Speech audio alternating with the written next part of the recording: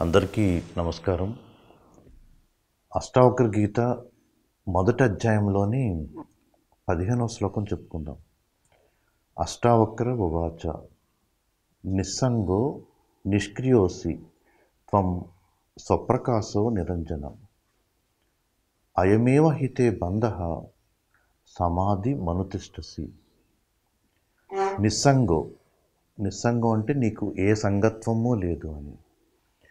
నీ ఒక ఆకాశ స్వరూపంగా తెలుసుకుంటే ఈ మనసు ఆలోచనలు మేఘాల్లా వచ్చి వెళ్ళిపోతూ ఉంటాయి. ఆకాశానికి మేఘాలతో ఏ సంగత్వము ఉండదు. ఆకాశంలోనే మేఘాలు ఉంటాయి. ఆ మేఘాలు ఆకాశంలోనే వచ్చి వెళ్తూ ఉంటాయి. అయినా ఆకాశానికి మేఘాలతో ఏ సంగత్వము ఉండదు. ఈ దేహాన్ని, ఈ స్థూల దేహాన్ని మనం భూమి ఈ ఉపరితలంతో పోల్చుకుంటే, ఈ శ్వాసను ఈ వాయువుతో పోల్చుకుంటే, మనస్సును మేఘాలతో పోలిస్తే, మన స్వరూపం ఆకాశ స్వరూపంగా తెలుసుకుంటే, ఆకాశం మేఘాలను చూస్తున్నట్టుగా నీ జీవితం సాగాలి. ఒక సాక్షితత్వంతో ఉంటుంది నీ జీవితం. నిస్సంగత్వంతో ఉంటుంది. ఏ సంగత్వం ఉండదు. ఈ మేఘాలు వచ్చి వెళ్ళిపోతున్నట్టుగా నీలోని ఆలోచనలు కూడా వచ్చి వెళ్ళిపోయేవిగా, వాటిని నీవు గమనించేవాడిగా అప్పుడు ఒక సాక్షి స్వరూపంగా ఉండగలుగుతావు. మేఘాలకు కిందనున్న పక్షులే ఏదైనా కుంభవర్షం వచ్చినప్పుడు, ఉరుములు మెరుపులు వచ్చినప్పుడు చెల్లాచెదరైపోతూ ఉంటాయి. మేఘాలకు పైన ఎగిరే గరుడ పక్షి ఆకాశంలో ఉండటం వల్ల, మేఘాలకు పైన ఉండటం వల్ల స్వేచ్ఛగా ఎగరగలుగుతూ ఉంటుంది. ఈ మేఘాల నుంచి కిందకి ఎంత వర్షం, ఉరుములు మెరుపులు ఉన్నా కానీ మేఘాలకు పైన ఎగిరే గరుడ పక్షిని అవి ఏమీ చేయవు. అలా నీవు ఏదో మామూలు పక్షిలా కాకుండా నువ్వు గరుడు పక్షిలా, ఒక భరద్వాజ పక్షిలా మేఘాలకు పైనే స్వేచ్ఛగా ఆకాశంలో విహరిస్తూ ఉండాలి. ఆకాశంలో స్వేచ్ఛగా విహరించే పక్షి ఏ పాదముద్రలు వదలదు, ఏ గుర్తులు వదలదు, స్వేచ్ఛగా విహరిస్తూ ఉంటుంది. సాక్షితత్వం అనే ఆ పక్షికి సమత, ఏకత్వము ఇవి రెండు రెక్కల్లా ఉంటాయి. ఈ నిస్సంగత్వంను మనం తెలుసుకోవాలి. సూర్యుడిని సాక్షిగా చెప్పుకున్నాం. సూర్యుడు ప్రత్యక్ష నారాయణుడు సాక్షిగా మనం తెలుసుకున్నాం.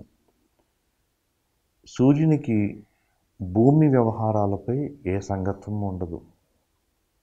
సూర్యుడి నుంచి కాంతి కిరణాలు భూమి మీద పడినా, భూమి మీద ఏం జరిగినా కానీ వీటితో సూర్యునికి సంగత్వం ఉండదు.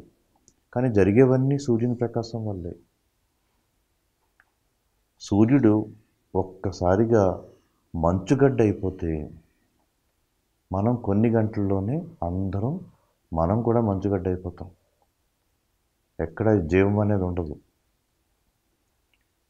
సూర్యుడు ఒక మంచుగడ్డ అయినప్పుడు భూమి అంతా కూడా ఒక మంచుగడ్డలో అయిపోతుంది. సూర్యప్రకాశం లేకపోతే మన జీవితము లేదు, ఈ అస్తిత్వపు అనుభూతి లేదు. ఎలాగైతే సూర్యుడి నుంచి కాంతి కిరణాలు భూమి మీద పడుతూ ఉంటాయో, మన చైతన్యం నుంచి ఈ మనోప్రకాశం, ఈ మనో ఆలోచనల ప్రవాహం కాంతి కిరణాల బాహ్య ప్రపంచంపై పడుతూ ఉంటుంది. ఈ బాహ్య ప్రపంచంలో ఏం జరిగినా, ఈ మనసు దేహంలో ఏం జరిగినా మన చైతన్య కేంద్రంతో ఏ సంగత్వము ఉండదు. మనసుని ఒక మహాసముద్రంలా తెలుసుకోవాలి. మన మనోదేహాల్లో జరిగే ఈ ఆలోచనలు, ద్వంద్వాలు, ఈ భావాలు ఇవన్నీ అలలు లాంటివి. సముద్రం ఉపరితలం మీద మాత్రమే ఈ అలలు ఉంటాయి. ఈ అలలు, బుడగలు, నురగలు, ఎక్కువ అలలు, తక్కువ అలలు ఇవన్నీ కూడా ఉపరితలం మీద మాత్రమే ఉంటాయి. గాఢ సముద్రపు లోతుల్లో ఎక్కడ అలలు ఉండవు. అలలు లేని ప్రశాంత స్థితి ఉంటుంది. నీవు ఆ ప్రశాంత స్వరూపంగా తెలుసుకోవాలి. గాఢ సముద్రపు లోతుల్లోంచి అలలను చూస్తున్నట్టుగా నీ సాక్షితత్వం ఉండాలి. గాఢ సముద్రపు లోతుల్లో అలలు లేని ప్రశాంత స్థితి ఉంటుంది. ఆ స్థితికి ఉపరితలంపై ఉన్న అలలతో, నురగలతో, బుడగలతో, తరంగాలతో ఏ సంగత్వము ఉండదు. సముద్రం యొక్క స్వభావంగా అలలు వస్తూ ఉంటాయి. తామరాకు మీద నీటి బిందువులు పడినప్పుడు ఆ తామరాకుని నీటి బిందువులు ఏమీ అంటుకోవు. నీటి బిందువులు పడతాయి, ఆరిపోతూ ఉంటాయి, జారిపోతూ ఉంటాయి. తామరాకుకి ఆ నీటి బిందువులతో ఏ సంగత్వము ఉండదు. తెర మీద దృశ్యాలు పడుతూ ఉంటాయి. మన అంతరంగం ఒక తెర లాంటిది. ఆ తెర ఉంటేనే దృశ్యం పడుతుంది, కానీ ఆ తెరకు దృశ్యానికి ఏ సంగత్వము ఉండదు. ఈ అంతరంగం ఒక నాటక రంగం అంటారు. ఈ విశ్వమే ఒక రంగస్థలం. మన అంతరంగం ఒక నాటక రంగం అంటారు. ఆ నాటక రంగం ప్రకాశవంతంగా ఉంటుంది, స్థిరంగా ఉంటుంది. ఆ నాటక రంగంపై ఎన్నో నాటకాలు జరుగుతూ ఉంటాయి. ఎన్నో పాత్రలు ఎందరో వచ్చి పోషిస్తూ ఉంటారు. ఎన్నో కథలు జరుగుతూ ఉంటాయి. కానీ ఆ నాటకాలేమి, ఆ పాత్రలేమి ఆ నాటక రంగంతో ఏ సంగత్వాన్ని ఉండవు. నాటక రంగం ఎప్పుడు అలా ప్రకాశవంతంగానే ఉంటుంది, స్థిరంగా ఉంటుంది. మన జీవితం అనే చక్రంలో జీవితాన్ని ఒక బండి ప్రయాణంగా చెప్తారు. ఈ చక్రంలో ఇరుసు స్థిరంగా ఉంటుంది, చక్రం తిరుగుతూ ఉంటుంది. మన జీవిత చక్రం కూడా అలాగే తిరుగుతూ ఉంటుంది, కానీ ఇరుసు ఎప్పుడూ స్థిరంగా ఉంటుంది. అలా మన అంతరంగం ఎప్పుడు కూడా స్థిరంగా ఉండాలి, నిస్సంగత్వంతో ఉండాలి. అప్పుడే ఒక సాక్షి స్వరూపంగా మనం ఉండగలుగుతాం. ఒక అద్దం ముందు ప్రతిబింబాలు వచ్చి వెళ్ళిపోతూ ఉంటాయి. ఒక అద్దం ముందు మనం ఉంచున్నప్పుడు మన మీద ఏమన్నా మచ్చపడినా, మన శరీరం మీద ఏదైనా మచ్చున్నా అది అద్దంతో ఏ సంగత్వం ఉండదు కదా. అద్దం ఎప్పుడు శుద్ధంగా ఉంటుంది, స్వచ్ఛంగా ఉంటుంది. తన ముందుకు ఏదొస్తే దాన్ని ప్రతిబింబిస్తూ ఉంటుంది. మన శరీరం మీద ఏదైనా మచ్చ ఉన్నప్పుడు మనం ఆ మచ్చను తుడుచుకోవాలి. అంతేగాని అద్దంకి ప్రతిబింబానికి ఏ సంగత్వం ఉండదు. అద్దం ఉంటేనే ప్రతిబింబం కనపడుతుంది, అద్దం లేకపోతే ప్రతిబింబం కనపడదు. కానీ అద్దానికి ప్రతిబింబానికి ఏ సంగత్వము ఉండదు. అలా నీ మనోదేహాలు కర్మలు చేస్తూ ఉంటాయి, కానీ నీ చైతన్య స్వరూపానికి ఈ మనోదేహాలకు ఏ సంగత్వము ఉండదు అని తెలుసుకోవాలి నీవు. నిస్సంగో నిష్క్రియోసి. నిష్క్రియోసి అంటే ఆ ఆత్మస్వరూప స్థితికి, ఆ సాక్షి స్వరూప స్థితికి ఏ కర్తృత్వము భోక్తృత్వము ఉండదు. ఆకాశానికి ఏ కర్తృత్వం ఉంటుంది, ఏ భోక్తృత్వం ఉంటుంది? ఆకాశంలో మేఘాలు వచ్చి వెళ్ళిపోతూ ఉంటాయి. ఆ మేఘాలని ఆకాశం సాక్షితత్వంతో చూస్తూ ఉంటుంది. ఆకాశం లేకపోతే మేఘాలు ఉండవు. కానీ ఆకాశానికి ఏ కర్తృత్వం ఉండదు, భోక్తృత్వం ఉండదు. ఆకాశాన్ని నిష్క్రియోసి అని చెప్పవచ్చు మనం. అలాగే సూర్యుడికి కూడా సూర్యుని స్వభావంగా ఎలాగైతే అగ్ని వేడి రెండు ఒకటే, అలాగే సూర్యుడు తన ప్రకాశము ఒకటే. సూర్యుడి నుంచి స్వభావంగా ప్రకాశం ఈ భూమిపై పడుతూ ఉంటుంది. సూర్యుడిని నిష్క్రియోసి అని చెప్పొచ్చు. స్వభావంగా వస్తూ ఉంటే చెప్తే ఏ కర్తృత్వము ఉండదు, భోక్తృత్వము ఉండదు. అలా నేను కర్తను కాను, నేను భోక్తను కాను. ఈ కర్మలు మనోదేహాలతో జరుగుతూ ఉంటాయి. ప్రారంధవశాన ఈ శేషకర్మలు జరుగుతూ ఉంటాయి. ఒక నిష్కామ కర్మయోగంతో నా జీవితాన్ని గడుపుతూ ఉంటాను. నా సాక్షి స్వరూప స్థితికి ఈ కర్మలతో ఏ సంగత్వము లేదు అన్న భావనలో ఉండాలి మనం. నిస్సంగో నిష్క్రియోసి త్వం. త్వం అంటే నీవు అని. స్వప్రకాశో నిరంజన.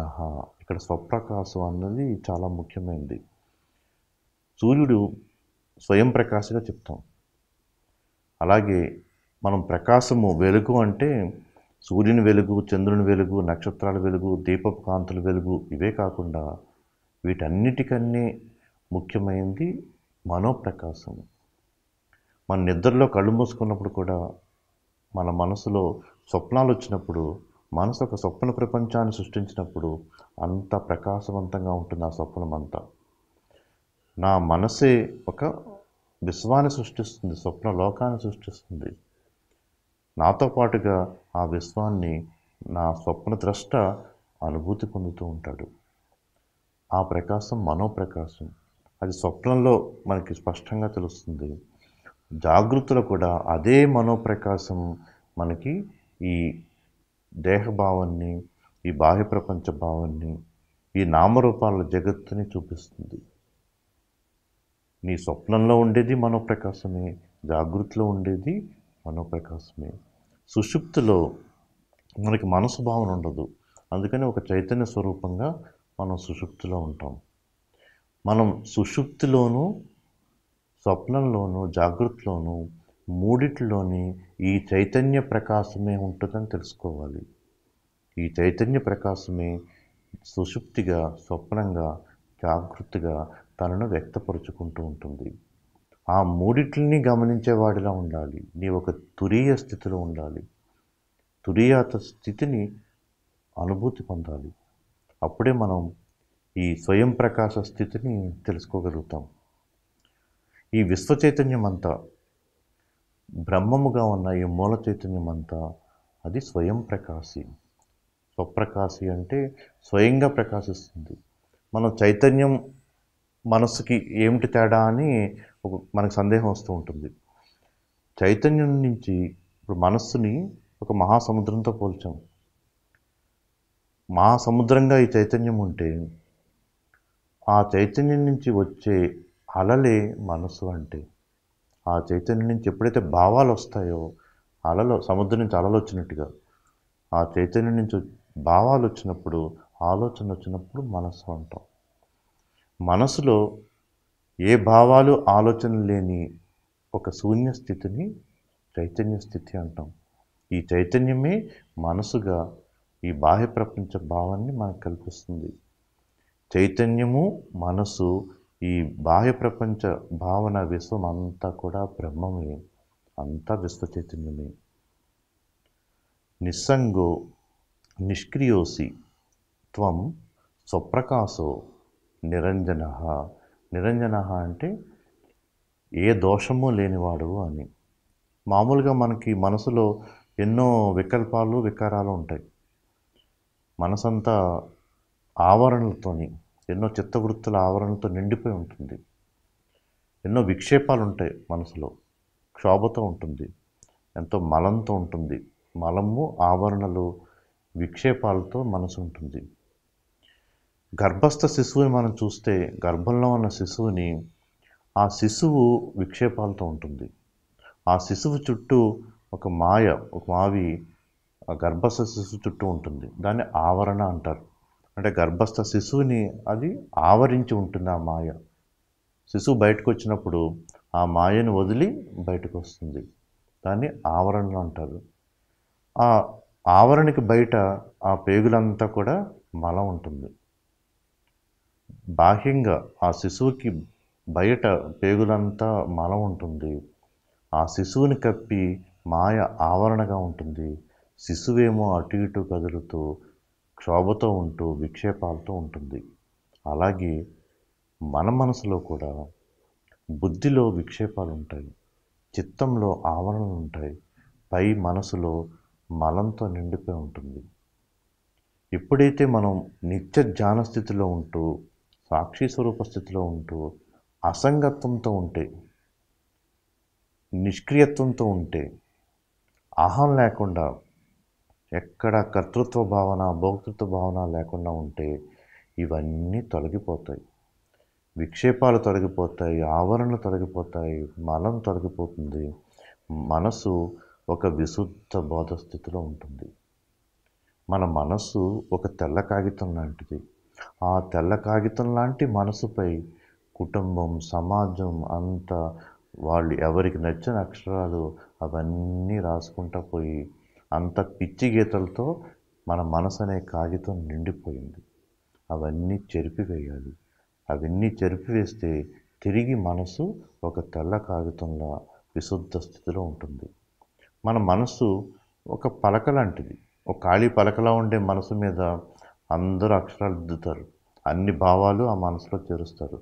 గతం యొక్క జ్ఞాపకాలు, భవిష్యత్తు యొక్క ఆశలు, ఊహలు అన్నిటితో ఆ పలకంతా నిండిపోయి అంత పిచ్చి పిచ్చి గీతలతో ఉంటుంది.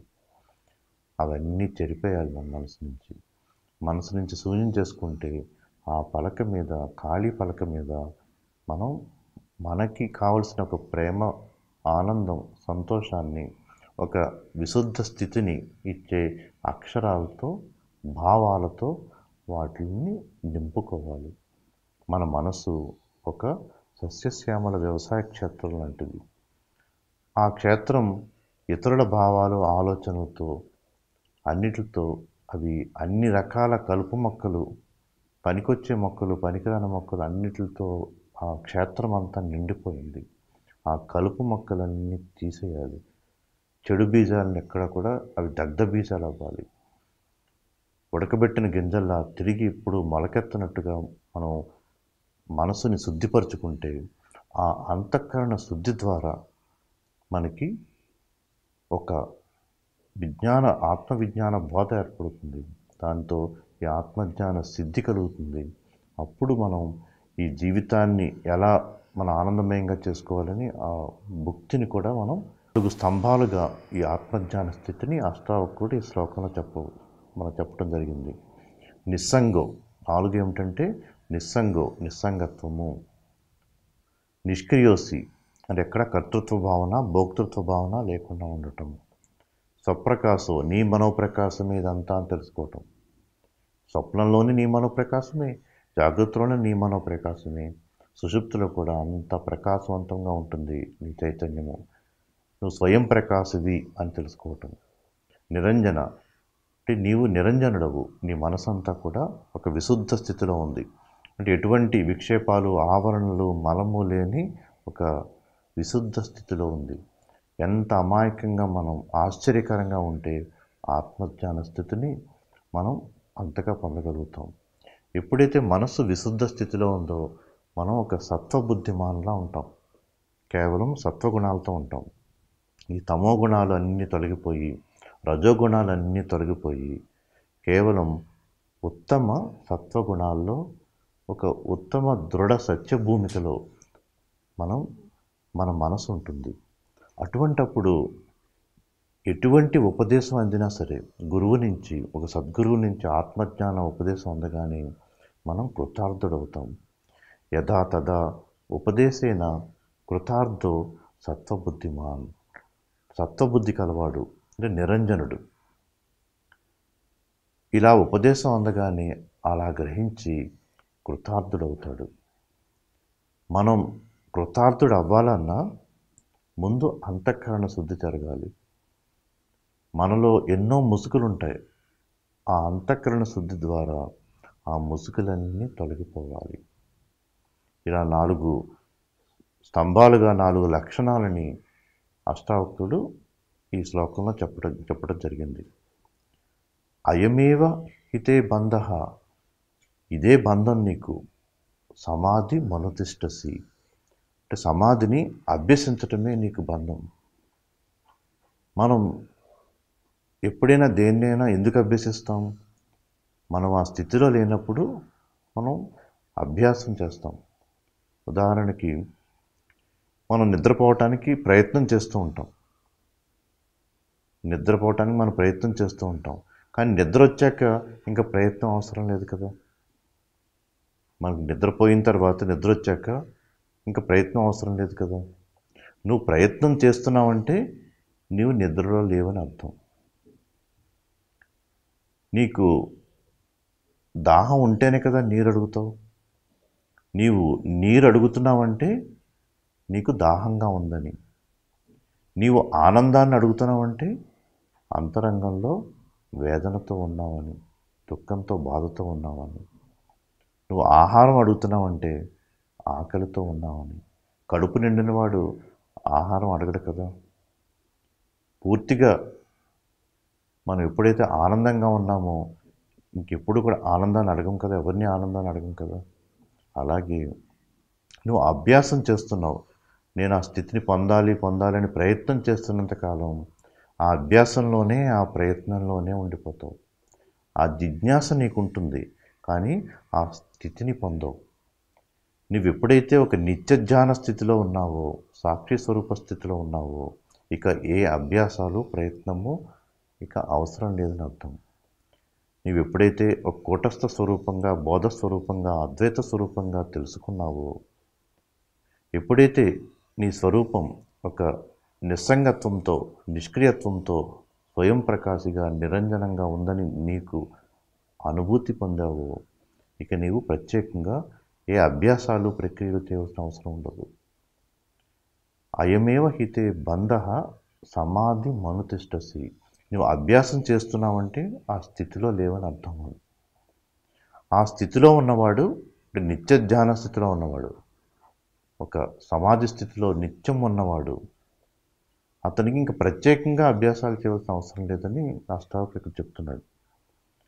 ఎవరైతే ప్రయత్నం చేస్తున్నారంటే ఇంకా ఆ స్థితిని పూర్తిగా పొందలేదని అర్థం. మనం యువతల తీరం నుంచి నదిని దాటి అవతల తీరానికి వెళ్ళాల్సి ఉంది. ముక్త స్థితిని పొందటం అంటే అవతల తీరానికి చేరటం. అవతల తీరానికి చేరిన వాడిని అరిహంత అంటారు. ఈ పడవ ప్రయాణం చేస్తూ ఇంకా బోధనలు చేస్తున్న వాడిని బోధిసత్వుడు అంటారు. ఈ పడవ ప్రయాణం ఈ అభ్యాసాలను చెప్తుంది. ఈ అభ్యాసాలు, ప్రక్రియలు ఇవన్నీ కూడా ఈ నదిని దాటడానికి చేసే పడవ ప్రయాణం లాంటివి. అవతల తీరాన్ని చేరిన తర్వాత, మనం ఆ ముక్త స్థితిని పొందిన తర్వాత, ఆ అవతల తీరం మీదే మనం ఉంటున్నప్పుడు, ఆ నిత్య ధ్యాన స్థితిలోనే మనం ఉంటున్నప్పుడు, ఇంకా మనం పడవ అవసరం లేదు కదా. ఆ పడవను మోసుకుంటూ అవతల తీరం మీద ఉండం కదా. అవతల తీరాన్ని చేరాడు అంటే అర్థం ఏమిటంటే ఇంక అతనికి పడవ అవసరం లేదని. ఎవరైతే జీవన్ముక్తుల్లా ఒక నిత్య ధ్యాన స్థితిలో ఉంటారో వారిక ప్రత్యేకంగా ఏ అభ్యాసాలు, ప్రక్రియలు చేయవలసిన అవసరం లేదు. ఇంకా నేను ఈ అభ్యాసాలు చేస్తాను, ప్రక్రియలు చేస్తాను, ఇంకా నేర్చుకుంటాను అని తిరుగుతూ ఉంటే మనం ఎంత తిరిగినా కానీ ఆ నిత్య ధ్యాన స్థితిని మనం పొందలేదు అని తెలుస్తుంది. అష్టావకుడి శ్లోకంలో నీవు అభ్యసించడమే ఒక బంధం అని చెప్పడం జరిగింది. అంటే దాని అర్థం ఏమిటంటే నువ్వు ఇంకా అభ్యాసంలోనే ఉన్నావని, ఆ ప్రక్రియలు చేస్తూ ఉన్నావు, ఇంకా నువ్వు ఆ పూర్తి స్థితికి చేరుకోలేదు. ఆ స్థితికి చేరుకున్న తర్వాత ఈ అభ్యాసాలు అవసరం ఉండదు అని అష్టావకుడి శ్లోకంలో చెప్తున్నాడు. మనకి నిద్ర వచ్చిన తర్వాత నిద్ర కోసం ఇంకా ప్రయత్నం అవసరం ఉండదు. నిద్ర కోసం ప్రయత్నం చేస్తున్నామంటే ఇంకా నిద్ర రాలేదని అర్థం. అలా ఈ శ్లోకంలో మనలో ఉన్న 4 తత్వాలని, నిస్సంగత్వం, నిష్క్రియత్వం, నిరంజనత్వం, స్వయం ప్రకాశత్వం, ఈ 4 తత్వాలని చెప్తూ నీవు నిత్య సమాధి స్థితిని అంటే నిత్య ధ్యాన స్థితిని సాక్షితత్వంతో నిత్య వర్తమానంలో ఆనందంగా జీవించు. ఆ స్థితికి చేరాక అంటే అవతలి తీరాన్ని చేరాక ఇక నీకు ప్రత్యేకంగా ఏ అభ్యాసాలు, ప్రక్రియలు అవసరం ఉండదు. నువ్వు గుహల్లో ధ్యానం చేయవచ్చు, లేదా నీ కర్మలు, నీ జీవితంలో, సంసారంలో నువ్వు కర్మలు చేసుకుంటూ ఉండొచ్చు. నువ్వు కర్మలు చేస్తున్నప్పుడైనా, సమాజంలో ఉన్నప్పుడైనా, లేదా గుహల్లో ఏకాంత ప్రదేశంలో ధ్యానం చేస్తున్నా నీ అంతరంగం ఎప్పుడు కూడా నిత్య ధ్యాన స్థితిలోనే ఉండాలి. అప్పుడు మనం ఏ ప్రదేశంలో ఉన్నా కానీ, ఏ కాలంలో అయినా కానీ మనం ఆనందమయంగా ఆ సమస్థితితో ఒక సాక్షి స్వరూపంగా ఉండగలుగుతాం. మనం జాగృతిలో కూడా రోజు ఉదయం 1 గంట ధ్యానం చేసి మిగిలిన సమయాల్లో మనం ఈ అలల ఆటుపోట్లలో ఒడిదుడుకులతో జీవితం గడిపితే ఏం ఉపయోగం ఉండదు. ఆ గంట ధ్యానం చేసినప్పుడు మాత్రమే మనం ఆనందాన్ని పొందుతాం. ఇక్కడ అష్టావకుడు చెప్పేది నువ్వు జాగృతిలో మెలకుగా ఉన్నప్పుడు, నువ్వు కర్మలు చేస్తున్నప్పుడు కూడా అంతరంగం సమస్థితిలో ఉండాలి, ఒక సుషుప్తి స్థితిలో ఉండాలి. దాన్ని జాగృత్ సుషుప్తి అంటారు. అష్టావకుడు చెప్పే బోధంతో ఇదే, నీ జాగృతిలో కూడా నువ్వు సుషుప్తి స్థితిలో ఉండాలి అని. ఈ శ్లోకం ద్వారా మనం ఆత్మ చైతన్య స్థితుల్ని మనం తెలుసుకోగలుగుతాం. అలాగే ఈ అభ్యాసాలు, ప్రక్రియలను దాటి ఒక నిత్య ముక్త స్థితికి మనం చేరుకోగలుగుతాం. హలో ఫ్రెండ్స్, పిఎంసి ఆన్లైన్ని సబ్స్క్రైబ్ చేసుకోండి. సరికొత్త అప్డేట్స్ కోసం బెల్ బటన్ని నొక్కండి.